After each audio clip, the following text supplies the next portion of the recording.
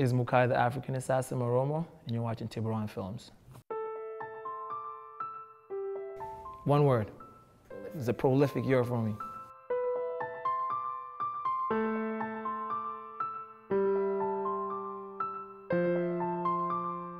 It's a huge fight for me, man. It's a number of different things wrapped all into one, you know. So right now it's the biggest fight of my career right now, and I'm definitely gonna rise to the occasion.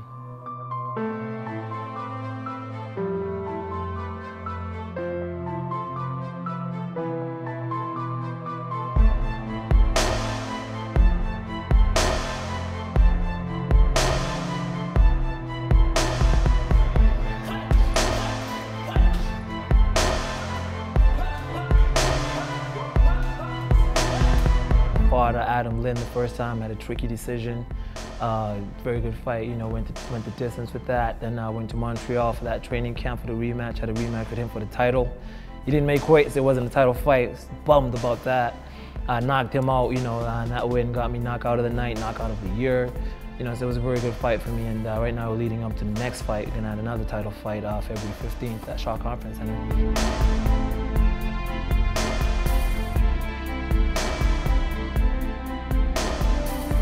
I was overly disappointed, man.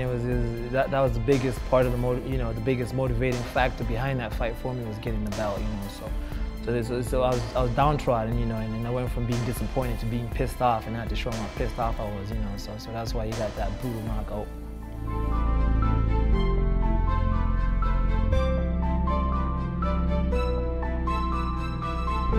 The most memorable point in my career right now is probably winning the Rising Star of the Year award on Inside MMA. That was probably the highest high point right now, and you know, looking forward to many more.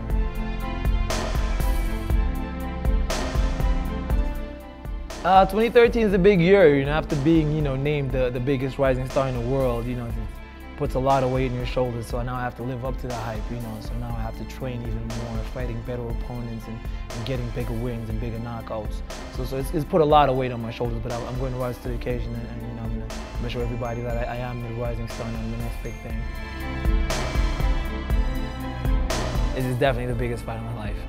Definitely, you know, it doesn't get any bigger than this right now. MFC is one of the biggest organizations in the world, biggest organization in Canada. So to be fighting for their Light Weight Championship definitely means something, and you know, it says a lot about how far I've gone in the sport, but it also says a lot about how far I still have to go.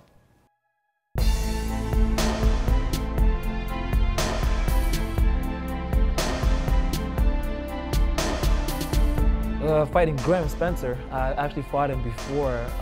He was the last person I lost to, you know, before I went on this fight win streak.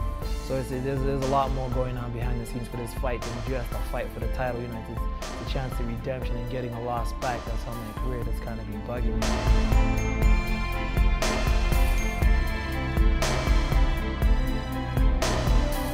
Right before a fight, there's actually nothing going through my mind. It's blank, it's clear. I approach it like an artist painting a picture, you know. There's nothing there at the beginning, but there's an idea, you know, and I have a clean canvas, and then I start to work on it. This is clearly a revenge fight.